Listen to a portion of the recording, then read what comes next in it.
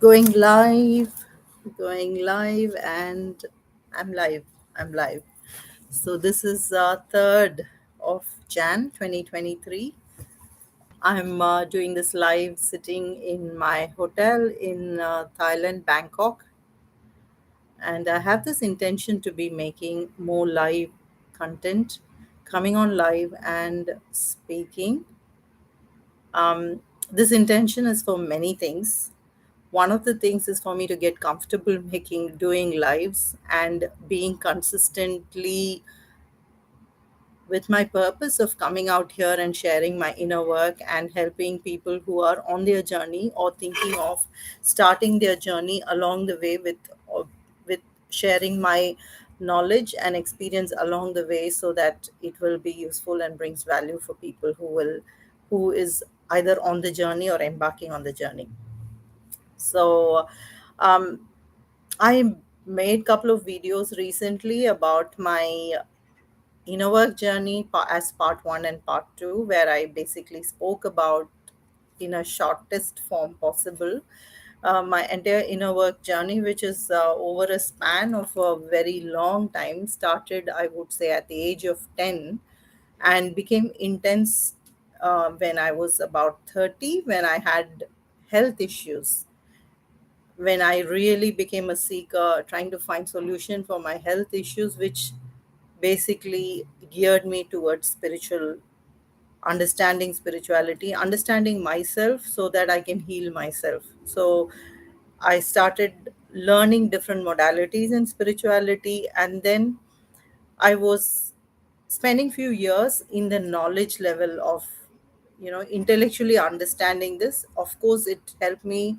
change perspectives of how I looked at life, how I made decisions, what I prioritized in my life, and so on.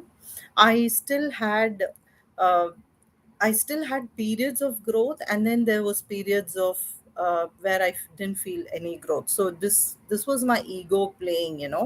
What are you doing? Where expecting that I should continue, keep growing, or I should continue to keep having some kind of a physical outcome that I can show, to say that, look, I have put so much work in this and I can show this. And so there was always that going on, and I would drop it at some point and go back to my inner work, and that has been for quite some time, I would say, from since the time I did my masters in yoga, when I committed to spend 2 years of my life staying. When I went, basically, I went to India for a year to have, wait there till I have my children. Then I decided to stay for another year till they turned. It was not easy for me to manage, but that turned out to be another 2 years of staying there, because I went and enrolled in this yoga course to really spend the time and effort and my energy to dive deepen and understand everything I needed to understand spiritually. It was such a big calling, so I did that, and I had some growth and all that, but it stopped. After some time, it stopped. I started teaching. I had more intellectual understanding and little bit of change. um, so anyway, if you watch the inner work video, you will see what I the whole journey in a short version. But here I just wanted to come live and speak my heart out and see what comes through my mouth. Also, sometimes I feel when the intention is right, what needs to be told gets told. I feel there is what needs to be channeled through me gets channeled, because that's how it works. You just need to trust the process and go live and put myself out there, and just become this instrument for what needs to be told. So I'm just I was thinking, what should I speak about. Um, so just last year, since 2020, since the lockdown, I have been more consistent with my own inner work practice. I saw myself as a teacher who is able to convey these concepts when I teach meditation, about chakra, about Kundalini yoga, about different exercises you need to do so that you can calm down and you can come to a space of feeling confident and aligned with your body, with your mind, and with what your spirit wants. I was able to convey all these concepts I have learned and had practice teaching to become really good at teaching in a way that people really get it and be able to use it. But I always had this syndrome, that imposter feeling that, am I practicing? So it used to give me the push to practice, but it was also consistent only when I was teaching. So when I was resting, I would fall off my consistency, and that was something I really needed to improve. And 2020 brought up a lot more next level traumas that I had to deal with, because when I went deep into consistent meditation when we were locked down, and I had no, I was not kept busy in running to the school drops and pickups and sending my kids for different activities after school and going for my grocery shopping. All of these mundane things was keeping me busy ever since I came back to Australia, and I felt so empty from not being able to, continuously learn something, interact with people, teach what I was doing in India after my yoga course, which used to fill my soul so much every time I went and did the teaching. And since I came back, and my days were filled with all these mundane chores, I was feeling so empty. And this emptiness, or when you're not doing something that is lighting you up, always negative thoughts are so automatic. We are biased, we are cognitively, we are geared towards thinking negatively of things going wrong. And me having this mental space, physically being busy but mentally not feeling nurtured the way that I wanted to nurture, made space for all my, I won't say it's a bad thing. They say empty mind is devil's paradise. Actually, the truth is, when it's empty, whatever needs to be healed comes up. So it is all these negativity, these fears that we carry comes up. Same thing happened. I had so many strong fears, big boulder traumas I held. Let me share one thing. One of the biggest ones was, um, when I was 10 years old, my family met with an accident where my mother died on the spot on the road, and my father pretty much died. And after 1 month is when he opened his eyes and there was any hope. And he became so badly injured from the accident. It took years for him to recover, to be able to self-sustaining, in the sense just so that he can eat and walk and do basic things. It took years. So he was heavily handicapped after the accident. And me with my siblings had to go and live with our relatives for 5 years, who took care of us and sent us to school and did all the good things that we needed to. Education was a big deal, which we stayed with our relatives. And till I was about 15 years old, I came to live back with my dad. Now, the prelude to the 10-year-old was, till I was 9 years old, I lived with my grandmother, where I felt very abandoned by my parents. They did not abandon me, they just did that because my dad was moving from one city to the other because of his job and wanting to have a regular school for me, and other reasons, because they had two more children to take care of. It was just a normal thing in those days, to leave one of the child with the parent. And I was the being the oldest one, I happened to live with my grandmother. And but I felt very, I didn't feel I belonged there, because there were many instances where I felt that I didn't belong. So I was always looking for this place to belong and live with my family and so on. So I went back to live with my mom after I turned 9.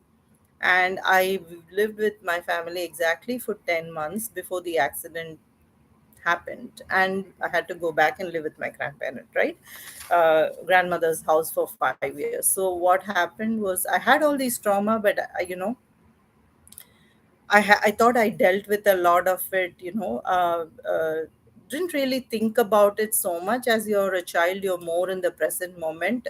When I'm feeling unhappy, I would cry, or I would, write journal, pray to God. And, with my limited resource as a 10-year, 11-year, 12-year-old, whatever I have felt suicidal, all, but it would come and pass, because I was uh, still in this survival mode, which helped me not go dive deep into all those emotions that needed to be taken care of. So, like most children who go through trauma in life, they learn to get by, and they just numb themselves from all these emotions which are bothersome. I did the same thing. And at some point in your life, when you're really in a space where your basic things are taken care of, all of these pains will come up for you to deal with them.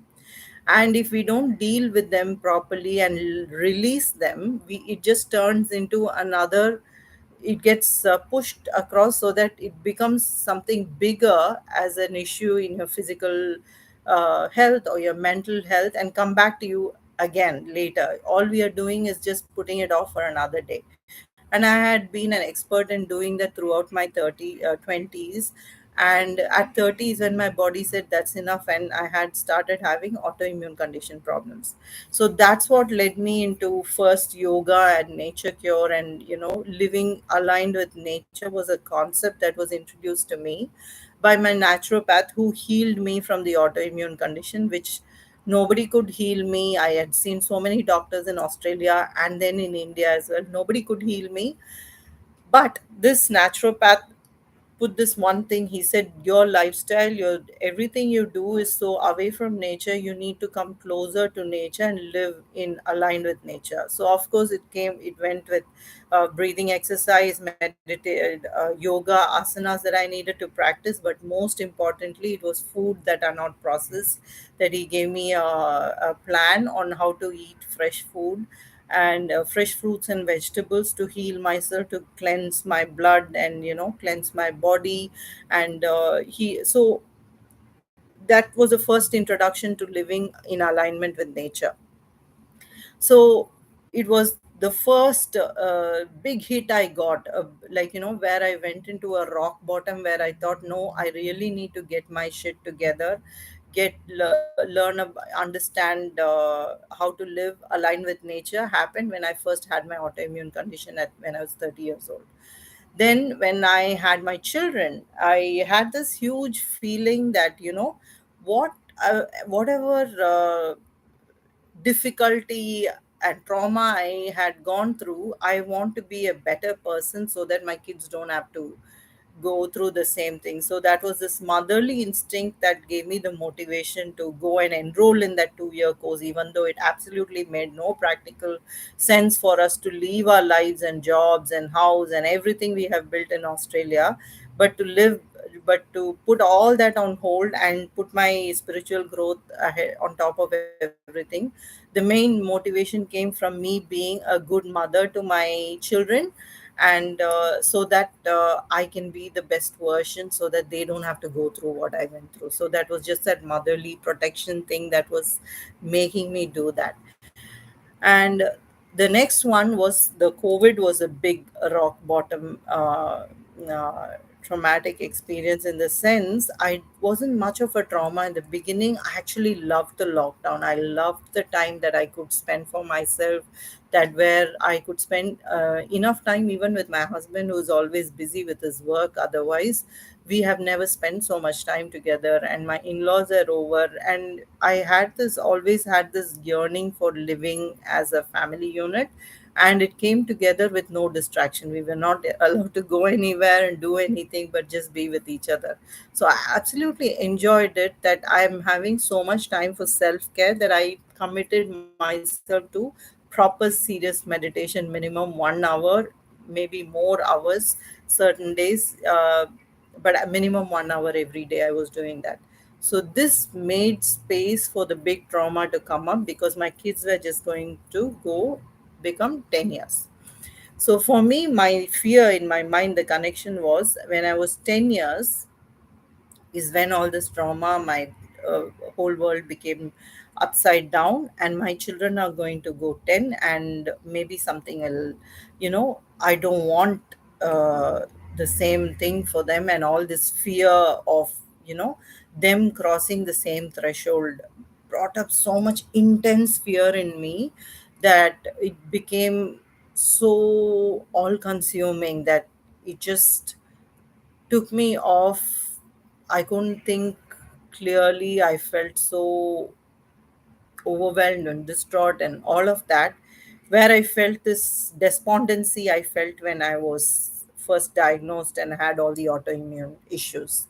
So it was that state of helplessness that what can I do led me to go and seek help for the first time. Say that I'm not able to deal with it. I need help. So I went and first saw therapist. I've never had any PTSD therapy. I've never done any of that. I always thought I can figure it out myself. I will pray myself out of it. I will journal myself out of it. I'll read personal development books. And then when I did the yoga course, it gave me a lot of structure for me to give my thinking, change my thinking and heal myself. But there's always, when we are going to the next level, we need the next level help. So I eventually opened up to the idea of going to a therapist and started speaking about my childhood traumas, and that helped me. Although all the tools and techniques I've been learning, NLP I've learned, I did hypnotherapy, yoga, and I've done my bachelor's degree in psychology. Although I didn't practice psychology, I did a 3-year degree, and I've been reading personal development books. So I thought, what is the new thing? It's not about getting a new tool. It is about having a person to listen to you non-judgmentally and just let you speak, instead of, they are good, they're trained to be a good listener even if you know all the tools. Mindfulness, I've done mindfulness, so she didn't have anything new to offer to me. Still, it helped me because for the first time in my life, I was speaking to a woman who is able to listen to me non judgmentally, without interruption, without saying her own opinion, or, trying to advise me what I should do. Just that helped me feel confident about asking for help. And I've enrolled into so many courses on healing, feminine energy embodiment courses, which is practicing yoga is basically feminine energy embodiment, but that I got to learn so many other modalities from different cultures through that. So it brought how to be embodied in your feminine energy in your lifestyle. It's not just practicing yoga asanas or doing breathing or going to a ashram or going to what do you call that, get away somewhere to do your practice. Is not just being embodied in those little pockets. It's about being embodied in your thinking, how you walk, how you talk, how you dress yourself. In all those aspects, the new feminine energy embodiment lessons I was learning was integrating everything I knew already, but also in a more practical way. So I started practicing all of these things over and beyond. I thought meditation and yoga was the be all end all everything. It is, but when we are living in the world, you're not a yogi who have recluse. You're not living as a recluse, going away. Then it's easier. In uh, the sages or the saints who went to higher level of self realization, they basically dedicated their life into their inner work. They left their family, their kingdom. See, Buddha, he left his kingdom, he left his children, child, he left his wife, he gave up his wealth, he gave us his kingdom. He went and searched length and breadth of the country, learning different methods until he learned, and all his learnings compounded to the point where at one point everything fell into place. And that's what we call when he got the self realization under the tree. But it is all that he has done to give up to have that knowledge, and all that he did to go to different places. But now we are trying to, all of us are trying to live a life where we are spiritually aligned while being active members of the society. Then that means just going for a retreat or doing some practices for few hours of a day is good start. But for me, this was the next level. It was the next level to be embodied, to honor myself as a woman. If you see, all the teachers I learned from till then was the male teacher. So the guru, from whom I learned the Kundalini yoga concepts, he was no more, but he had all his teachings were concised and put into books, and there were good trained teachers who were teaching the concepts.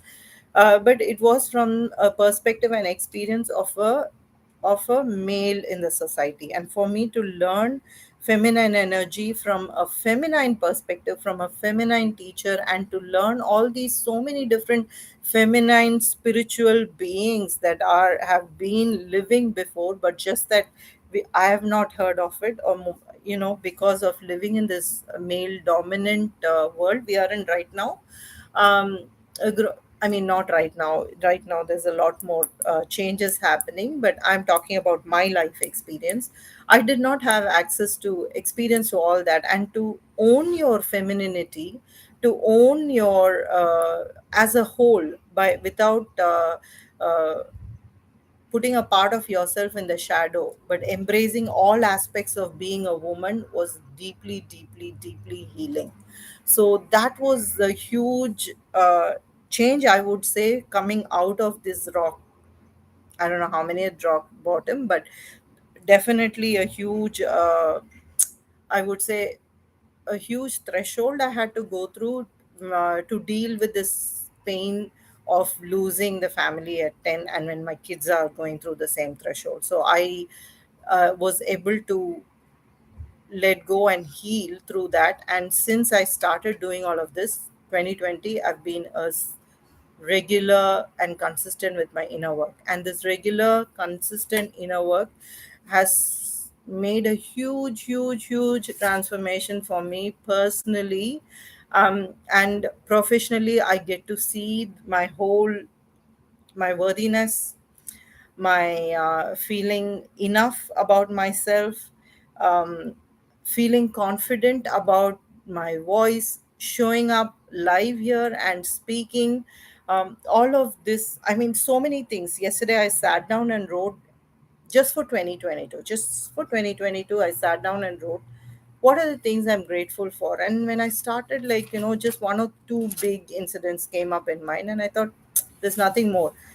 But as I wrote, I realized this huge transformation I've gone through. And if I think about since 2020, I've made huge steps. But you know what? During all of these times, I still had this part of me, the ego, telling me, what do you have to show for all of these growth?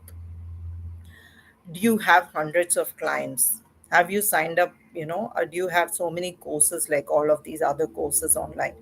The people I was learning from, some of them, they are I'm learning from them a specific concept, right? But when I learn from them, I realize I've been learning a lot more. I have a lot more knowledge on this because I've been learning this from a very long time, and I have a more holistic view. And then what am I doing? The ego is comparing with, what have you achieved? This person just knows this one concepts, and they are out there teaching and changing people's life and empowering themselves.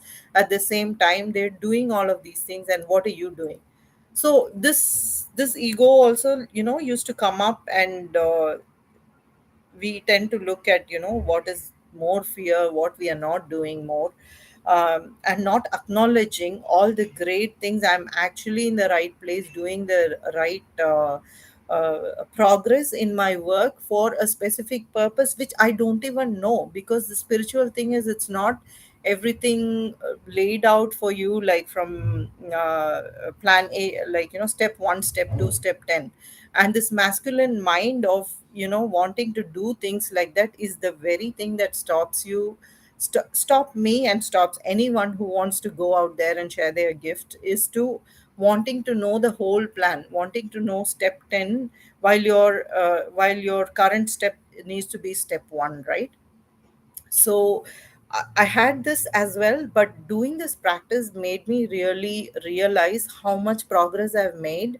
And it is all adding up, it is all adding up. And I also read this book, Atomic Habits, in my flight from Australia to Thailand. I kind of finished, I just went on a roll. First time I probably finished 150 page in one flight straight. And I, because I think it was just the book that I had to read at this point. And I realized that the growth, like a bamboo tree, for years, it's spending time putting its roots down, and then within just I think, don't quote me on this, but the true the concept is this, that within of the when the roots are established, within a short span of time, like 6 weeks or something, it grows to a huge amount of height. It just suddenly, just a huge growth spurt, and that's what happens.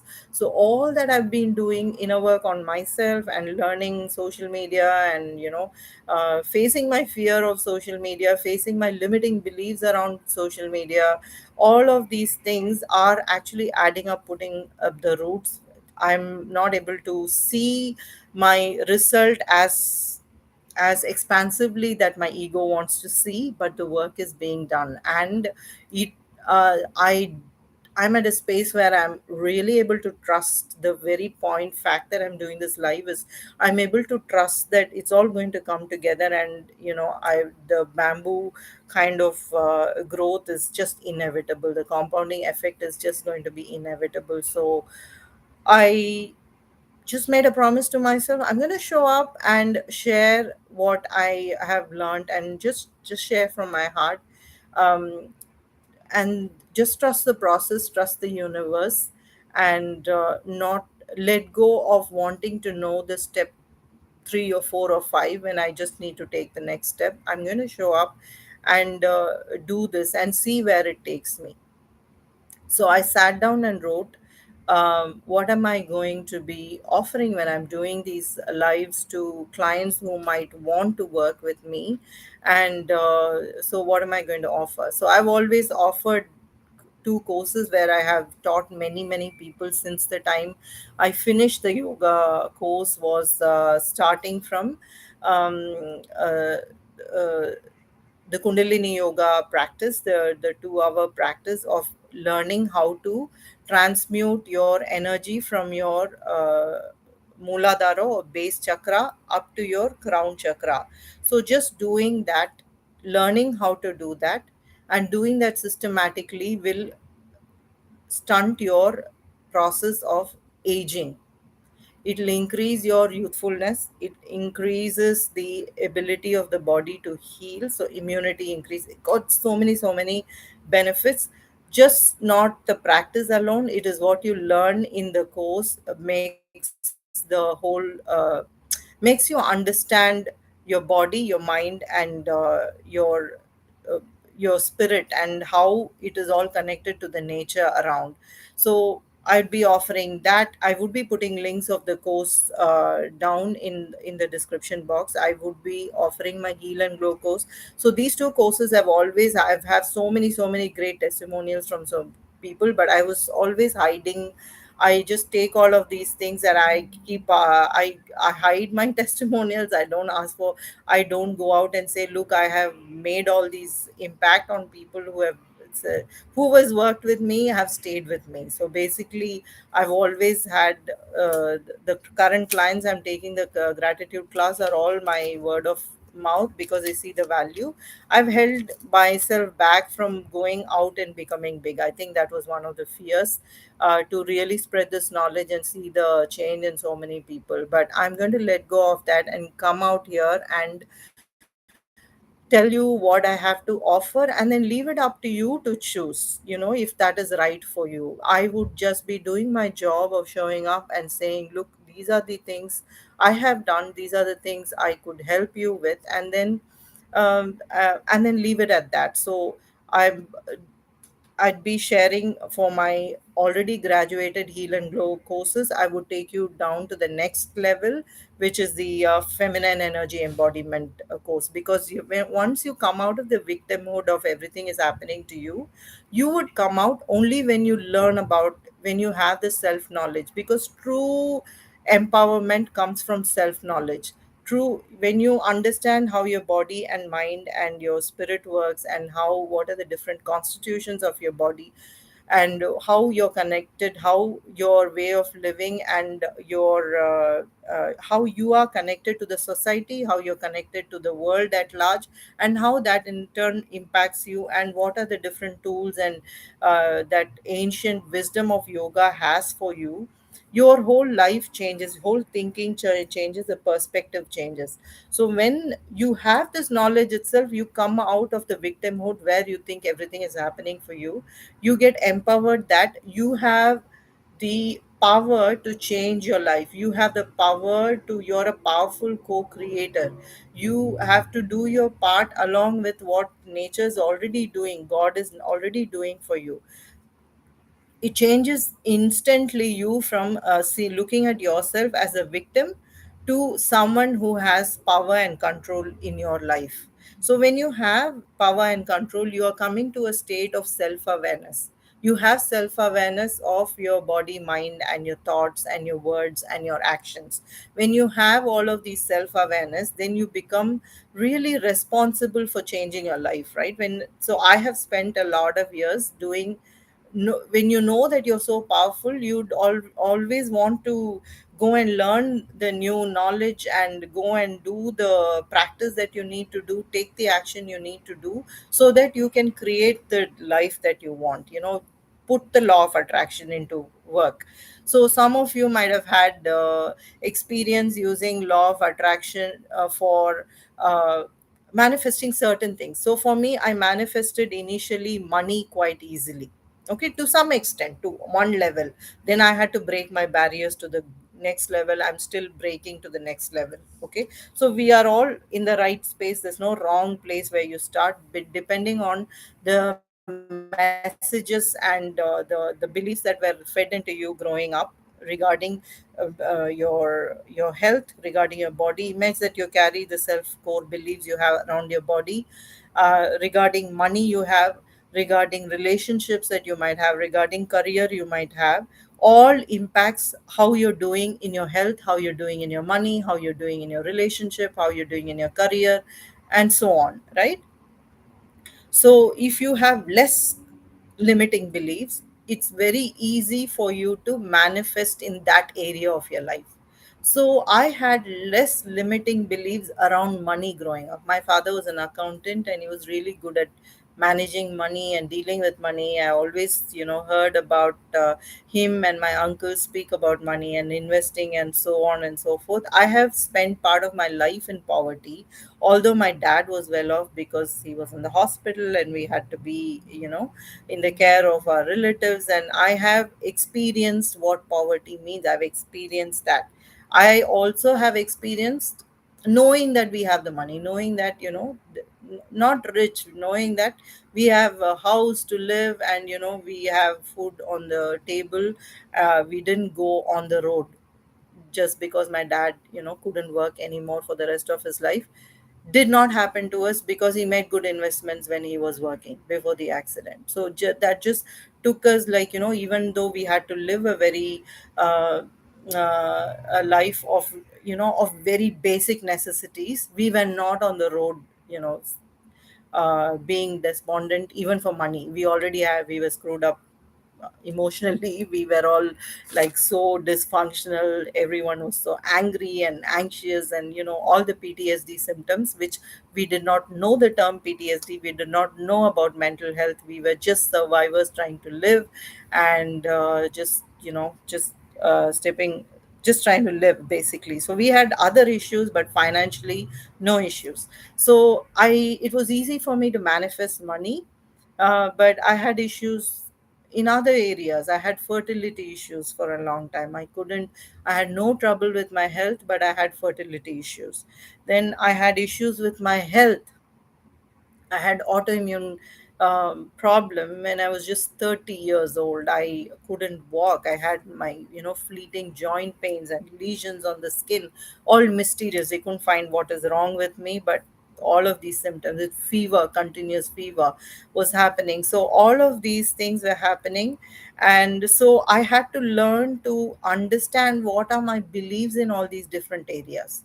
And this is a lifelong process, guys. It is something that we be learning to keep breaking every day of our life to go to the next level. The more we are able to face our beliefs, face our the pain bodies that we carry in our body. When I say pain body, it's come from Eckhart Tolle's coin for traumas that we carry in the body. It becomes we all the trauma that we go through, we carry it in every cells in our body. And the more we deal with it, when it comes up as a fear or a pain in the body, as as a sick feeling in your gut, when all of this is coming, it is a belief, it is a thought that is basically stuck in your body. It's coming out for to be released, to be healed.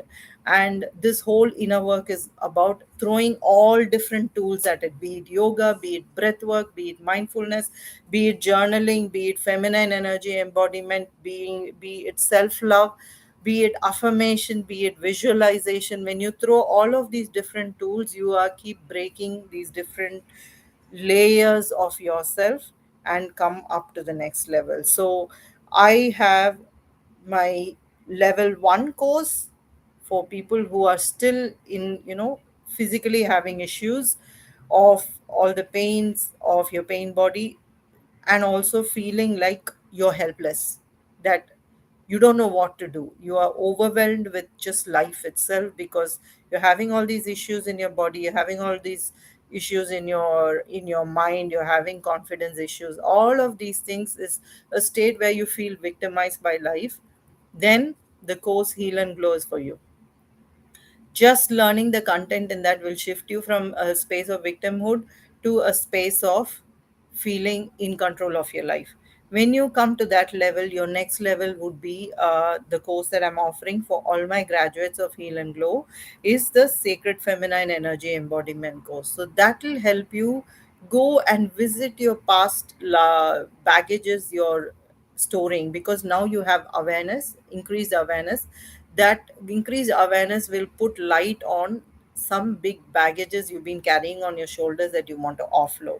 So in this course, I'll be teaching you tools and techniques to offload these baggages, huge boulders, so that you can feel liberated from them after so long in your life of carrying. So that will be, you'll feel lightened. You will feel like you will start to step into your queen energy. Your queen energy is actually claiming your power, it's claiming how absolutely great, gorgeous being you are, and actually step into it and be it and feel it. Okay, it's not for somebody else, it is for you to claim. So when you go through the process of the feminine and energy embodiment course and go through all the practices, that's what you would be doing. You would be stepping into your power, you would be stepping into your ability as who you are, a queen. Because my clientele I'm focusing on are mainly women, so I'm referring to your, and it's also based on my journey of my own journey as a woman, and my own interpretation of all the lessons I have learned and problems I have solved. So I would probably resonate more with women. So that course is absolutely for you. So I'm available to guide you and be your cheerleader and teach you all these great concepts I learned and help me liberate and come to the next level and next level.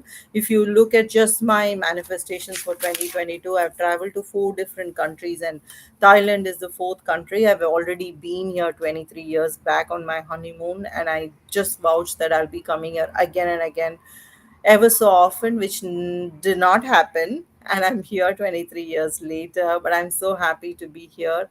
and with my family, and show them all the great things I did during our honeymoon, like places we saw. And it was my first overseas trip, my honeymoon.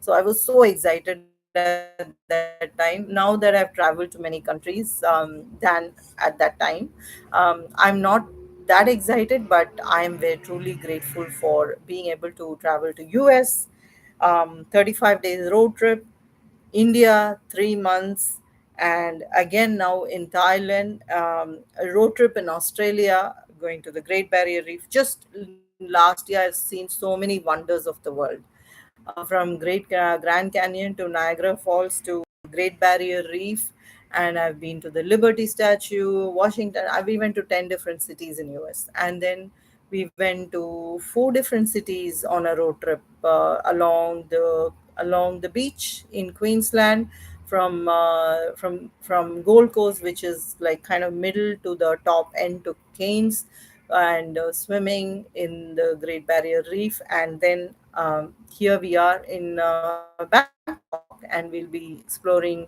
Pattaya, and going back to visit our family shortly before we resume school. So it's been a huge year of manifestation of travel. Travel is very, very expansive. I feel very expansive when we travel, and I'm so grateful for that. Just travel alone, if you see, that's one, but there's many, many more. We are moving to our new house, to new school as well in the new year. So that is a huge, very quick manifestation, in fact, that happened. And guess what, guys? I turned left in the flight for the first time. I Last time when I went to India, I was just like, doing this practice, looking at the business class, and this thought has been in my mind for the last 1 year. So I want to travel business class. I want to travel in comfort and luxury. Business. It is just, it's nothing. It's nothing so different from, it takes you again. No matter if you're sitting in economy or business, you're going from A to B. I get that, and I believe that as well myself. This was just a cute little game and a great little way to look forward and get excited for the next upgradation in my life. And I thought, having traveled couple of times already this year, I thought next time I want to like manifest upgradation in terms of the getting better seats. So we got better seats when I traveled back from India last time.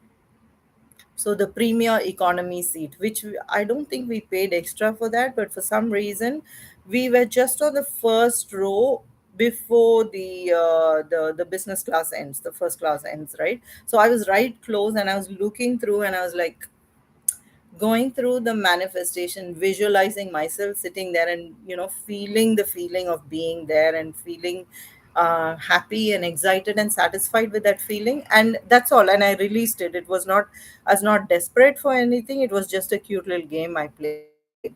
And you know what, this time when we came, boarded the flight to Thailand, and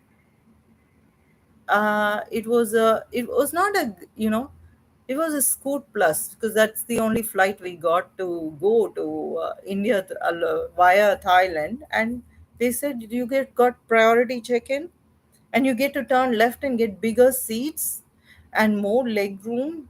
And I was like, "Is are you kidding me?" I didn't even think much of this. I probably thought it only when I was flying last time, and I haven't really written in my journal or anything like that. But it did happen, and I was so happy. It might be so silly for some of you, maybe if you live and you listen, but for me, it is so real, and so I really felt so happy that I just thought about, I wanted to turn left, and it happened. I turned left. And when you experience the next level, it just makes you feel so confident about where the work you're doing, and the things you're doing, and just recommit yourself to becoming more and more committed to your inner work, and just keep doing it, and the magic will just keep flowing and flowing and flowing. As you keep working your inner work, your awareness also increases, where you're able to notice these changes, and your ego is put to rest by not asking you your, the questions that will make you self doubt yourself, or make you belittle you. It's just that you just go up and up and up and up. It's like you're only building on your hope and faith and your confidence, and your ability to step into your power, ability to speak your truth. It's only going to go up and up and up. So I did not plan this to be such a long live, but you know what? I just committed to just come online and just speak my heart and then see where it goes. And that's what has happened. So for who was watching, thank you for watching. I really appreciate your presence here. I really appreciate your likes, and I appreciate your subscription. If you like this kind of content, continue to follow me. I'd be following. I would be doing my lives and doing. I'm committed to doing a more, share what I've been doing more so this year, moving forwards, not just here and going forward. So give me a like, that would really make me happy, and also do subscribe. And thank you for watching. I really, really, really appreciate you taking the time and being here with me. Sending you much love, and very, very happy new year, filled with prosperity, filled with health, filled with happiness and joy with your family and friends, and filled with great spiritual ascension, which each and every one of you truly, truly, truly deserve. You're absolutely worthy. You absolutely deserve all the best things. Anything that's placed on your heart, you deserve it. So, with that, I want to say bye for today.